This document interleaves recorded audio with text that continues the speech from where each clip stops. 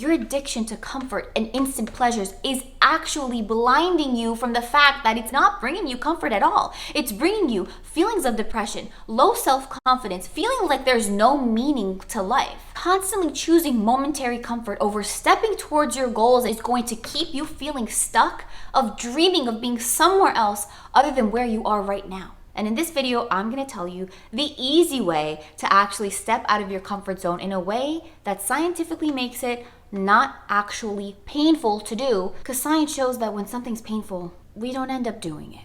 So in order to leave your comfort zone, you need to understand why you're there in the first place, right? And this all comes down to the decisions that we make. And we make decisions based on pleasure versus pain decision-making system. Basically, we all make decisions that we think are going to bring us pleasure or make us avoid pain. Right now, you associate pleasure to doing things that you've done before, going places that you've been before, meeting up with people that you already know, because these are familiar to you. And familiarity is the basis of comfort. You know what's expected of you, how to act, how these places look like, how to enter, how to go in. You know what to expect. And this brings you comfort. This in your mind is associated with pleasure, and even more than that, it's associated with not pain. And on the other hand, you're associating pain and discomfort with doing something new, meeting people that you've never met before, going a place that you've never been before, basically being in any kind of situation where you don't know what's going to happen next. But I'm not here to tell you to do painful and uncomfortable things just because you know it might bring you closer to a goal that you have, because I know that you already know that, and it's not convincing enough. So I'm going to teach you the scientific proven way to basically brainwash yourself into wanting to step out of your comfort zone. All you have to do is flip the formula of what you associate pain to and what you associate pleasure to. Instead of associating pain and discomfort with doing new things that you haven't tried before, like going to an exercise class, meeting new people, or starting to read a book on how to start a business when you don't have any idea how to do that, you need to start associating that kind of pain, or even more kind of pain and discomfort, into being where you are right now. You're gonna start associating pain to your comfort zone itself. Because we all know when it's too painful to stay, even the most complacent person will get up and leave. And to help you associate pain with your comfort zone, I'm going to tell you about the genuine danger that you are in by staying in your comfort zone, because you need to really visualize the risks that you're taking every single day by choosing comfort over stepping towards your goals. So the first danger of staying in your comfort zone for another second is that if you are not growing, you are dying. And that sounds so crazy and so dramatic to say, but it's true. Because if you really think and believe the lie that by staying in your comfort zone, you're just chilling at this one level in life, you're wrong. Because in this world, nothing stays the same. Plants are either growing or they're dying. Like, your heart is constantly beating. If it stops, you're dead. Like, nothing is even possible to stay the same on this planet. It's just not a concept in the world that you're already born into. So just know that by staying where you are, you're not really staying where you are. You are becoming less and less familiar with who you are. You're becoming a stranger to what you like and what you actually don't like. You don't even know the limits of what you're capable of what you're made of. So that way you don't know the you that exists right now, because you don't know your limits, what you're capable of right now. And that way, how could you ever know who you're actually supposed to be? You'll never become who you were meant to be. That's scary. This is what you need to think of comfort zone as, this kind of risk of never even knowing yourself. Another danger is that if you stay in your comfort zone, you will never be satisfied with your life ever. Because deep down inside, no matter how hard you try to ignore it, you know you were meant for more. You know you have a responsibility to yourself to pursue your passions and your interests and your talents. And the worst part is, by neglecting this real part of yourself, you're opening the door to battle depression every single day, to not even see the meaning in life. Because in a comfort zone, there is no real meaning to life. Meaning in life comes when you're exploring, when you're reaching new heights, when you're understanding who you are. That's the point. The point is not to stay in this comfort zone. And you're going to end up resenting yourself for letting a fear of something that isn't actually even dangerous suffocate you of your own identity. I'm not trying to be dramatic here. This is how dangerous your comfort zone is. And you're going to use this and visualize this and believe what I'm saying so that it becomes such an uncomfortable place to stay. You're going to just get up and leave just so you won't be so uncomfortable to be in this danger zone of your comfort zone, ironically. And another danger of this addiction to comfort is that it's forcing you to habitually do things that don't align with your self-interest. And this chips away at your self-confidence. Even if you're trying to build it up and you're trying to go to the gym, and that does grow you in one area, if you know you're supposed to be growing in other areas and instead you're making choices that don't benefit you, like watching a show instead of reading a book on how to start your business, that's gonna lower your self-confidence because you know you can't trust yourself enough to have your own back. And this is the part of comfort zone that I really want everyone to take away from this video, is that it is not actually comfortable, like I've said. The reason why people get sucked into this misconception of a comfort zone is because it's true. There is no direct pain in a comfort zone. I can't argue with you there. But there is no pleasure, true pleasure and satisfaction either. When you're comfortable sitting on the couch, skipping the gym for the millionth time, ordering food from outside instead of cooking, yeah, of course that's comfortable. Of course it's comfortable to sit and watch your favorite TV show and eat your favorite food. Who can argue with you? But that's not your comfort zone.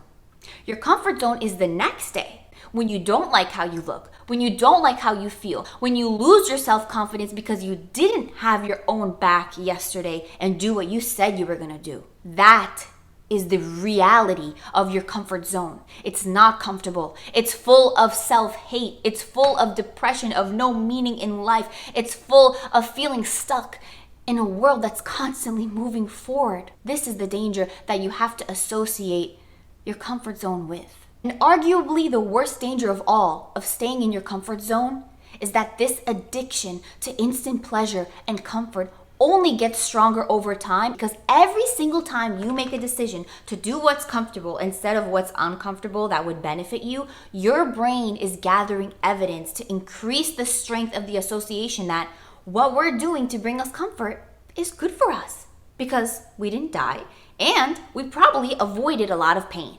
So every time that you choose to skip the gym, it's gonna be harder to the next day choose to not skip the gym because your brain realized, oh, We skipped the gym for the millionth time. We're still alive, and guess what? We didn't feel any pain. Must be a good decision to make.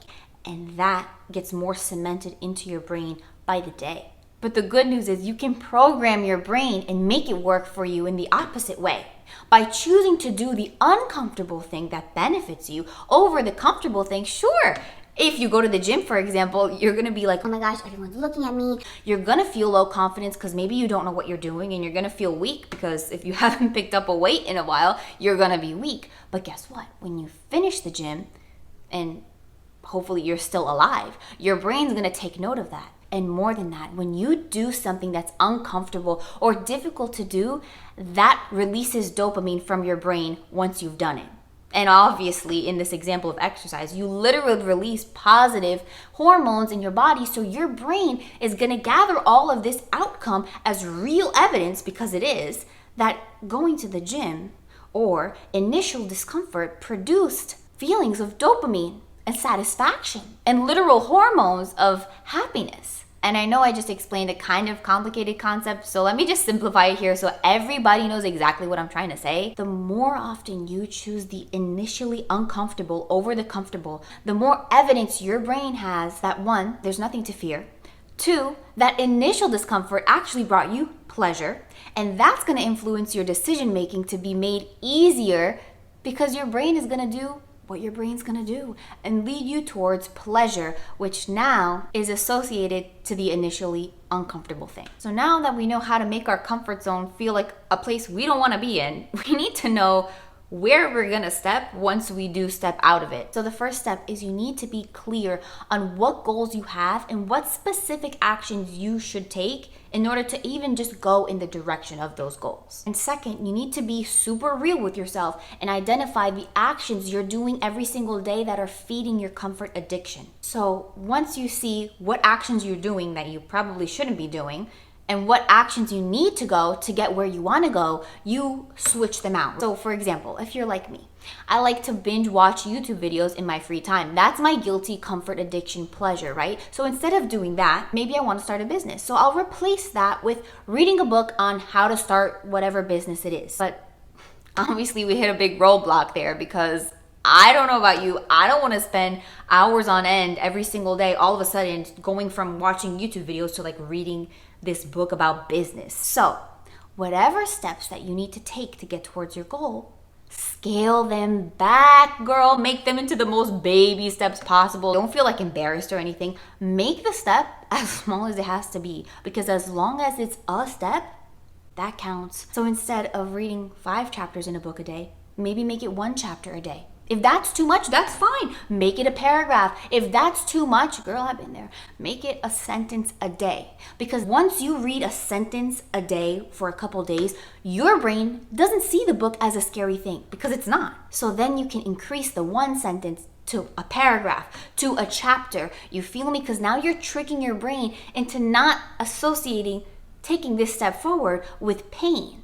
And you're going to want to do it even more now that you know that watching YouTube videos instead would actually be causing you more pain in the future. And this can be applied to a million thousand scenarios of whatever you're going through in life. It's just the addiction to comfort action replaced with the step towards your goal that is small enough that you'll dead ass actually take it. Be so real with yourself on this. Otherwise, this method isn't going to work for you long term, and I want it to. And just like any addiction, you're gonna feel compelled sometimes to ditch this whole plan and then just go right back into your comfort zone. And when that happens, you need to picture yourself when you are 80 years old, stuck in the same comfort zone that you're in right now, whatever that may be. Maybe you're unhealthy, poor, have no friends, never having done anything that you've always dreamed of doing. Contrast the pain of living with that versus the pain of cooking a meal for yourself instead of ordering out. Going to the gym and feeling like a fool because you don't know what you're doing. Putting yourself out there and talking to a new person because maybe you can make the friendship of a lifetime out of it. And then you can imagine yourself at 80 years old, having achieved the highest levels of your career, having done everything that you see right now on your vision board, having the friends that you never would have made if you never put yourself out there to talk to them in the first place. I promise you, if you apply this process and start painting your comfort zone as a scary place consistently and start painting everything that's uncomfortable as an opportunity to be the happiest, most satisfied version of yourself, your decisions will be made so easily, because it's gonna be more painful to sit down and watch another episode of your favorite show than to leave your comfort zone and start taking steps towards who you're supposed to be. So I'm gonna give you guys a little bit of homework here so you could actually apply everything that I've said to your life starting today. I want you to think of one goal that you've been trying to achieve for a minute now. And then I want you to think of 3 actual steps that you would need to do daily to go towards that goal. And then I need you to be real with yourself. Look at your daily habits and identify 3 actions that you're doing that are feeding your addiction to comfort. And then obviously you're gonna swap the steps towards your goal with the actions that you're doing that are feeding your comfort addiction. But the thing is, the steps that you're gonna take, I want you to make them as small as they need to be, that realistically you know you'll do them. So if you're someone that hasn't been to the gym, for example, in like 6 months, don't say you're gonna go there for 30 minutes 3 times a week, because that's so far from what you've been doing, right? Make yourself do 10 squats before you go into the shower at night. That's the kind of baby steps that I'm talking about here. And then you can increase them maybe every week, maybe every 2 weeks, but eventually they'll grow into bigger steps and you will achieve this goal that you set out. And then you can do it for another goal and another goal until you become the best version of yourself. And I know that sounds so corny, but it's better than feeling scared to take a step towards where you want to go. So if you take anything away from this video, just know that your comfort zone isn't that cozy feeling when you're laying in bed after canceling plans with friends. It's not that feeling of relaxation, decompression, of scrolling on TikTok for hours on end on your phone instead of studying, or while you procrastinate doing something that you've been dreaming of doing. Comfort is the next day, when you don't like what you see in the mirror, when you feel like you have no friends and no social life, when you have to go to a job that you don't like with no end in sight. That is the comfort zone, because that's what it's bringing you. And that's a hard pill to swallow, I know, but the thing is, you're doing it every single day. You are living life on the actually hardest mode, ironically enough, by choosing momentary comfort, because the result is the most uncomfortable thing that I could ever imagine, of not liking who you are. And I'm sending out so much love with this video. I hope that this allows you to actually take steps out of your comfort zone so that you can start living life the easiest way, the way that you were meant to live, and so you could just be happy and satisfied and where you were meant to be. Me no get the time for the hate and the bad energy, got my mind on my money.